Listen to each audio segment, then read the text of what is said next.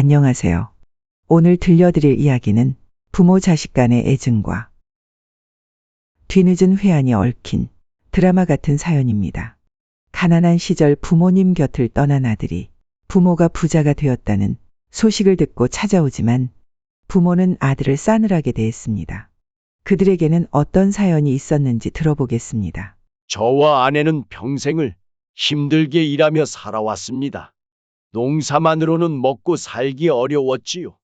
겨우겨우 생계를 유지하며 유일한 자식인 성민이에게만은 더 나은 삶을 주고 싶었기에 가진 돈을 쥐어짜내 아이를 학교에 보냈습니다.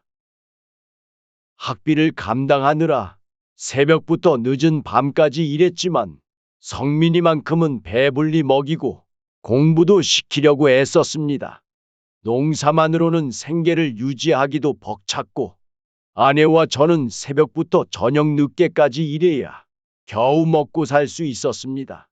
그래서 학교에서 요구하는 육성회비 같은 건 못 내기 일쑤였습니다. 그 돈을 챙겨주지 못할 때마다 마음이 무거웠지만 당장 손에 쥐어줄 돈이 없었기에 어쩔 수 없었습니다. 여보, 성민이 학교에서 또 육성회비 내라고 편지가 왔어요. 알고 있어. 하지만 돈 마련하기가 쉬운 일인가? 이번 달 농사 수익이 들어오면 그때 주겠다고 학교에 말해야겠어. 아내는 답답한 얼굴로 고개를 저었지만 우리도 할 수 있는 게 없었습니다. 성민이에게도 사정을 말할 수밖에 없었죠. 어느 날 성민이가 잔뜩 풀이 죽은 얼굴로 집에 돌아왔습니다. 성민아, 오늘 학교에서 무슨 일 있었니? 없어요. 근데 표정이 왜 그래? 무슨 일 있었는지 말해봐. 아빠, 선생님이 육성회비 내라고 또 불렀어요. 다른 애들 다 보는 앞에서 언제까지 미룰 거냐고 말했어요. 다른 친구들이 다 쳐다보는데 창피했어요. 성민이는 그 말을 하고 방으로 들어가 버렸습니다. 문 너머로 훌쩍이는 소리가 들렸지만 위로해줄 말조차 떠오르지 않았습니다. 성민이가 느꼈을 수치심과 상처가 고스란히 제 마음을 후벼 팠습니다. 아내도 눈물을 참으며 말했습니다. 당장 손에 돈이 없으니 어쩔 수 없지만 아이에게는 너무 미안해. 내일 당장 학교에 가서 선생님께 사정을 설명해야겠어. 다음 날 저는 성민이의 담임 선생님을 찾아갔습니다. 그리고 솔직하게 우리 집 사정을 말씀드렸습니다. 선생님, 저희도 육성회비를 내고 싶은데 사정이 어려워서 그렇습니다. 아이가 너무 창피하니 조금만 기다려주시면 꼭 납부하겠습니다. 담임 선생님은 고개를 끄덕이셨지만 그 시선은 차가웠습니다. 학부모님 사정은 이해합니다만 모든 학생이 납부해야 하기 때문에 성민이에게도 재촉할 수밖에 없습니다. 다른 학부모님들도 다 내시는데 이렇게 늦어지면 문제거든요. 네, 선생님 말씀 충분히 이해합니다. 그렇지만 아이가 너무 힘들어하니 조금 이해해 주시면 감사하겠습니다. 담임 선생님은 별다른 대답 없이 서류만 정리하며 저를 쳐다보지도 않았습니다. 집에 돌아오는 길, 저는 마음이 무거웠습니다. 아무리 가난해도 자식을 부끄럽게 만들고 싶지 않았는데 자책감이 몰려왔습니다. 며칠 후 성민이가 저와 대화를 나누고 싶다고 했습니다. 늘 조용했던 아이가 말을 꺼내니 왠지 예사롭지 않았습니다. 아빠, 학교에서 육성회비 내라고 또 불렀어요. 친구들이 왜 성민이네는 돈도 못 내라고 말해요. 저 그만두면 안 돼요? 성민아, 공부는 해야지. 조금만 참아주면 아빠가 해결할 테니. 아빠는 맨날 조금만 참으래. 저는 아빠가 가난해서 정말 부끄러워요. 그 말을 들은 순간 가슴이 철렁 내려앉았습니다. 성민이가 이렇게 말할 줄은 몰랐거든요. 제 가난이 아이에게까지 상처를 주고 있다는 사실이 너무나 아프게 다가왔습니다. 아빠가 더 열심히 할게. 그래서 네가 부끄럽지 않도록 해줄게. 성민이는 말없이 고개를 돌렸습니다. 그날 이후로 성민이는 저를 피하는 듯했고 가끔 눈길이 마주치면 저를 원망하는 눈빛으로 바라보았습니다. 성민이는 점점 말수가 줄었고 학교에서도 반항적인 태도를 보이기 시작했습니다. 그래서 선생님에게 불려가는 일도 잦아졌습니다. 어느 날 학교에서 또 성민이의 행동 문제로 전화가 왔습니다. 걱정스러운 마음에 학교로 달려갔지만 마주한 것은 성민이의 쓸쓸한 표정이었습니다. 성민이가 요즘 수업에 집중하지 않고 육성회비 얘기만 나오면 책상을 치고 교실을 나가 버립니다. 가정에서 잘 지도해 주셔야겠어요. 그 말을 듣는 순간 성민이의 반항이 저 때문이라는 걸 알았습니다. 그 아이가 가난 때문에 얼마나 마음에 큰 상처를 입었는지 새삼 깨달았습니다. 집으로 돌아와 성민이와 대화를 시도했지만 그저 문을 잠그고 들어가 버렸습니다. 저는 그 문을 바라보며 가슴이 찢어지는 것 같았습니다. 어느 날 밤 성민이가 제 방을 조용히 찾아왔습니다. 얼굴이 눈물 자국으로 얼룩져 있었고 눈은 벌겋게 부어 있었습니다. 저는 그런 아이의 모습을 보며 아무 말도 하지 못했습니다. 아빠, 저 정말 괴로워요. 학교에서 저는 늘 죄인인 것 같아요. 친구들은 저를 비웃고 선생님도 저만 보면 육성회비 얘기부터 하세요. 성민아, 아빠가 미안해. 아빠가 부족해서 너에게 이런 고통을 준 거야. 하지만 아빠는 널 위해 최선을 다하고 있어. 넌 부끄러워하지 않아도 돼. 하지만 전 부끄러워요. 우리 집이 가난한 게 너무 싫어요. 성민이는 말을 마치고 다시 돌아섰습니다. 그 뒷모습을 바라보며 저는 그저 눈물만 삼킬 뿐이었습니다. 아무리 노력해도 자식에게 물려줄 것이 없다는 현실에 가슴이 아팠습니다.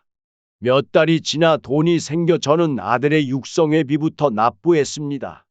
하지만 가난했던 우리는 아들의 육성회비를 제 날짜에 내지 못하는 일이 또 있었고, 그때마다 아들은 상처를 받았습니다.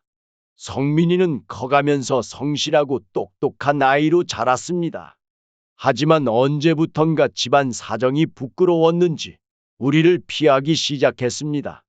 고등학교를 졸업하고는 대학에 가겠다고 했고, 우리는 또다시 빚을 내며 학비를 댔습니다. 가끔 성민이가 이렇게 묻곤 했습니다. 아버지, 우리 집은 왜 이렇게 가난한 거예요? 다른 친구들은 평범한 집에서 돈 걱정 없이 잘 사는데, 전 언제까지 이 가난을 짊어지고 살아야 하는 거죠? 아들아, 미안해. 엄마 아빠가 열심히 살고는 있지만 가난을 벗어나는 건 쉽지 않은 것 같아. 하지만 그 말은 성민이에게 닿지 않았습니다.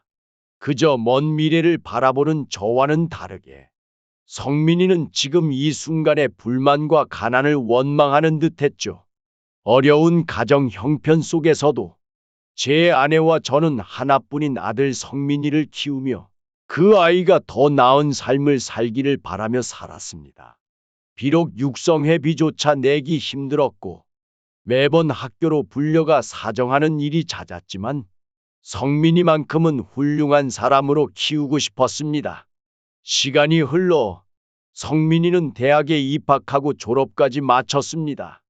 그때 저는 생각했죠. 이제는 성민이가 우리 가족을 일으켜 줄 거야. 나와 아내는 우리 몫을 다해서라고요. 그러나 대학 졸업 후 성민이는 집으로 돌아오지 않았습니다. 아들과 연락은 줄어들었고 우리 부부와 멀어지는 것 같았습니다. 어느 날 오랜만에 성민이에게서 연락이 왔습니다. 전화를 받으며 저는 얼마나 기뻤는지 모릅니다. 그런데 성민이의 입에서 나온 첫 마디는 제 기대와는 달랐습니다. 아버지, 저 결혼합니다. 정말이냐, 성민아? 축하한다. 내가 진정한 어른이 되는구나. 아들의 결혼 소식에 마음이 설렜습니다. 그런데 이어진 성민이의 말은 저를 그 순간에 얼어붙게 했습니다. 아버지, 그런데 결혼 준비에 돈이 좀 필요해서 말인데요. 선사를 파는 게 어떨까요? 갑자기 땅을 팔자고 하니 당황스러웠습니다. 선사는 우리 집안 대대로 내려온 땅이었습니다. 돈이 없다고는 해도 가문을 대표하는 선산을 쉽게 팔 수는 없었습니다. 아들아, 그 선산은 우리 조상님들께서 물려주신 거다. 그 땅은 우리 가문의 뿌리 같은 건데 쉽게 팔 수는 없어. 하지만 성민이는 한치의 망설임도 없었습니다. 오히려 제게 차가운 목소리로 쏘아붙였습니다.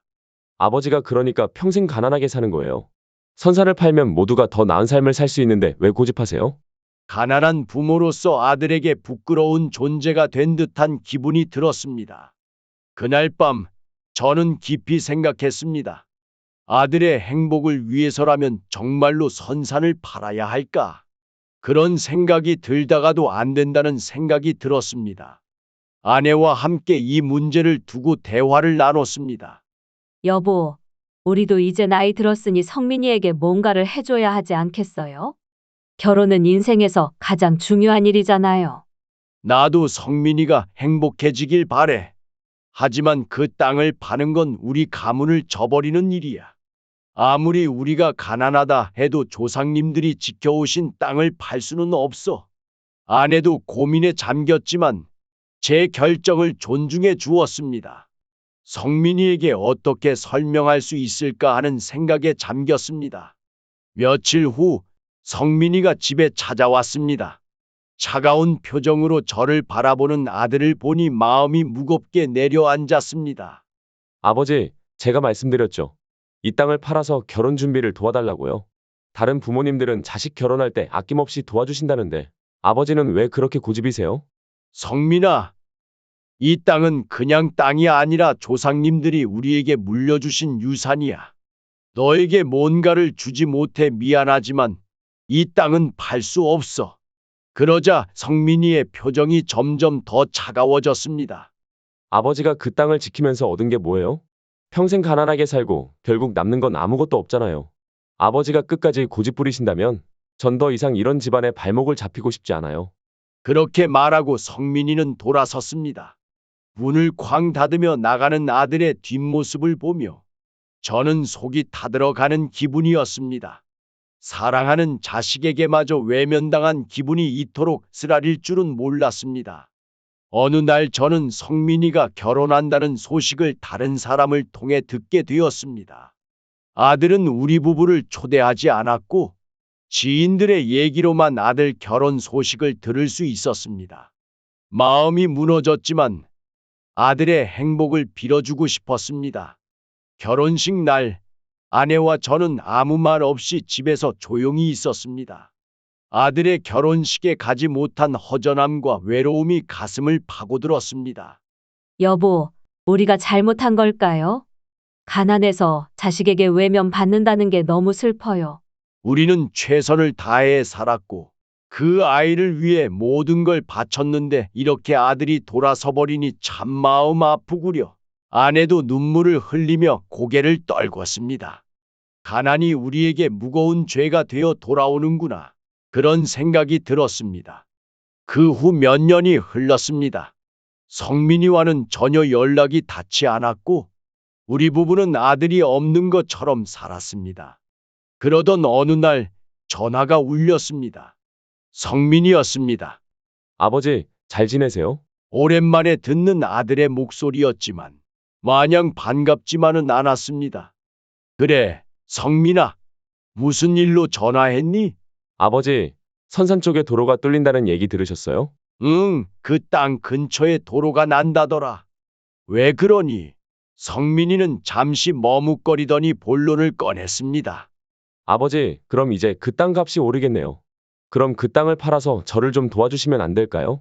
그 말에 저는 차마 입을 열 수가 없었습니다. 그렇게 뿌리 뽑듯 떠나간 아들이 다시 그 땅을 언급하며 도움을 청하다니 어이가 없었습니다. 성민아, 그 땅은 이미 너와 상관없는 땅이야.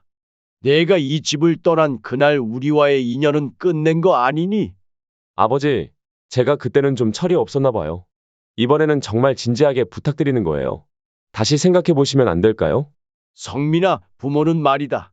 가난해도 자식만은 부끄럽지 않게 키우고 싶어. 그런데 네가 우리를 떠나고 나서 우리는 스스로 부끄러운 부모가 된 기분이 들었단다. 내가 원하는 대로 살려무나.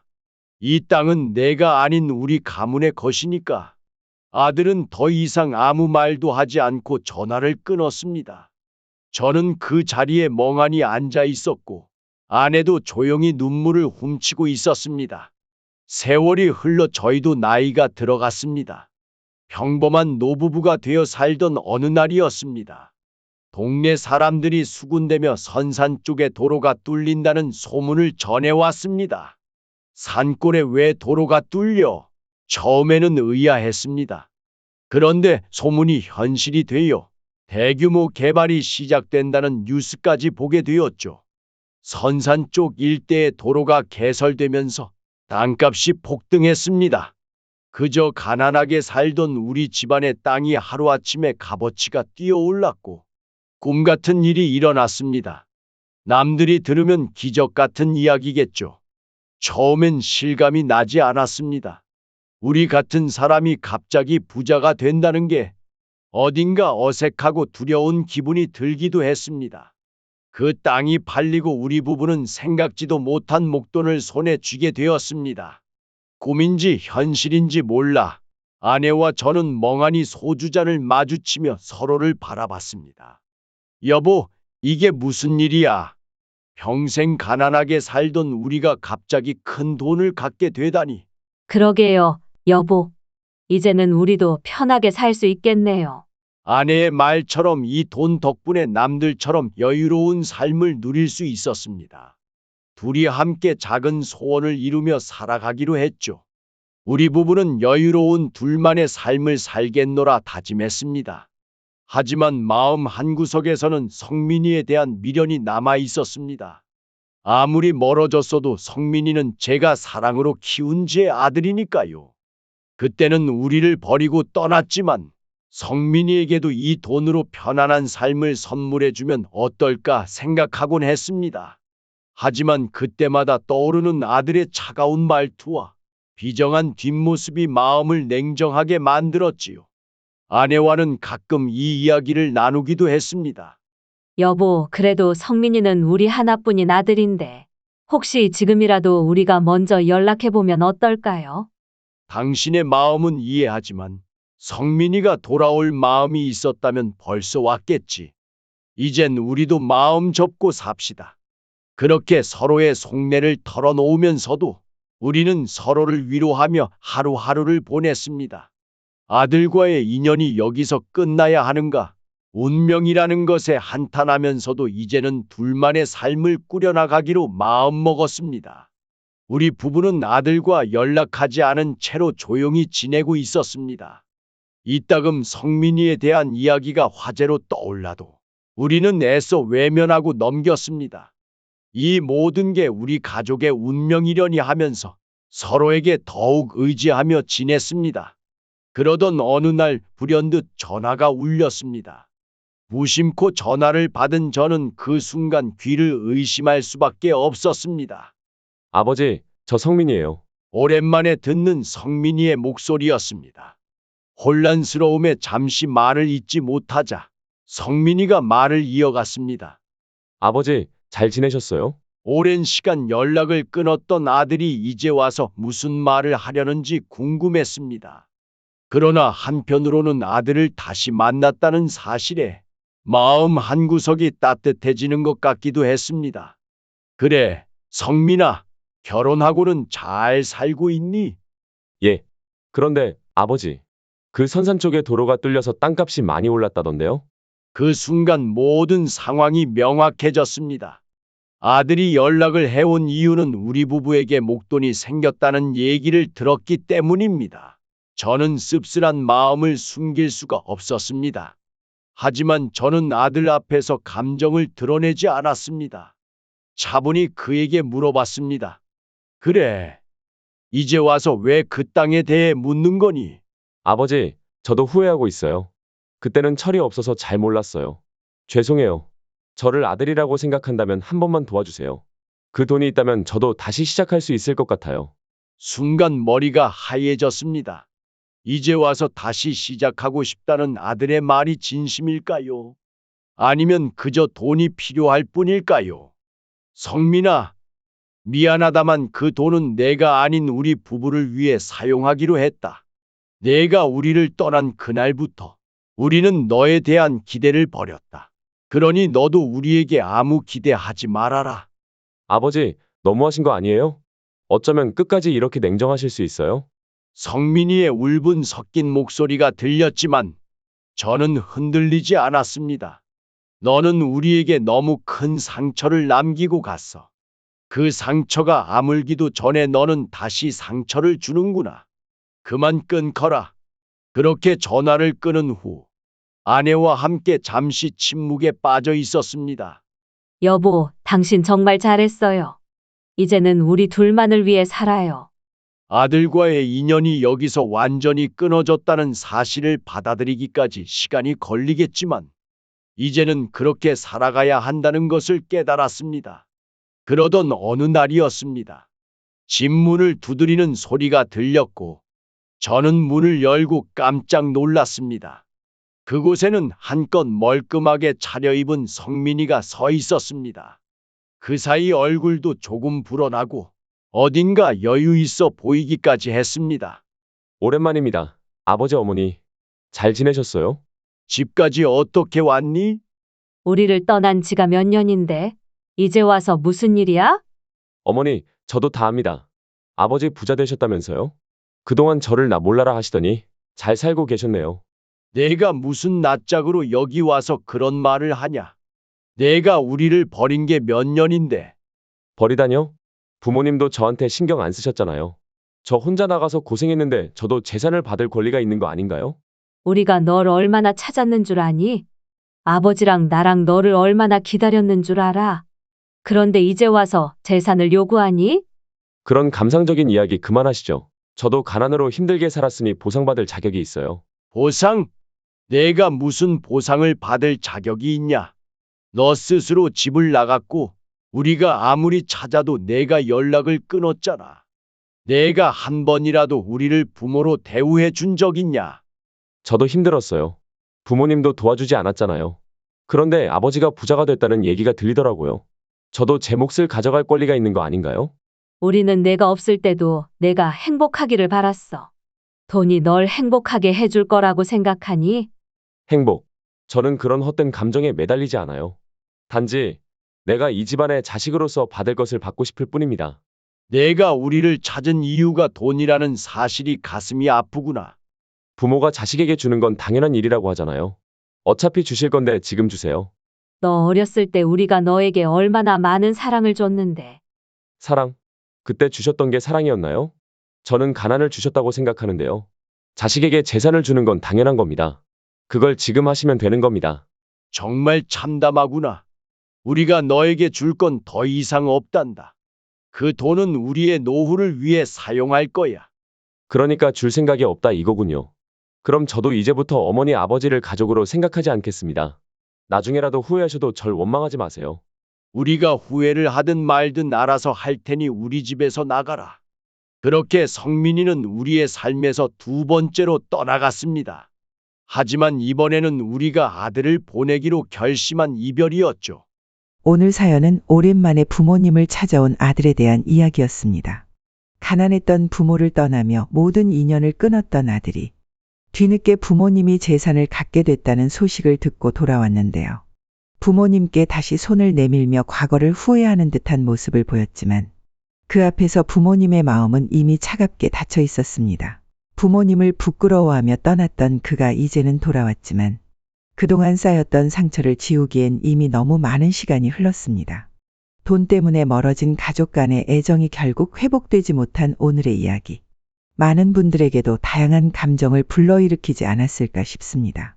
삶에서 가장 중요한 건 결국 가족과의 신뢰와 사랑이라는 걸 다시 한번 되새기게 되네요. 끝까지 들어주셔서 감사합니다.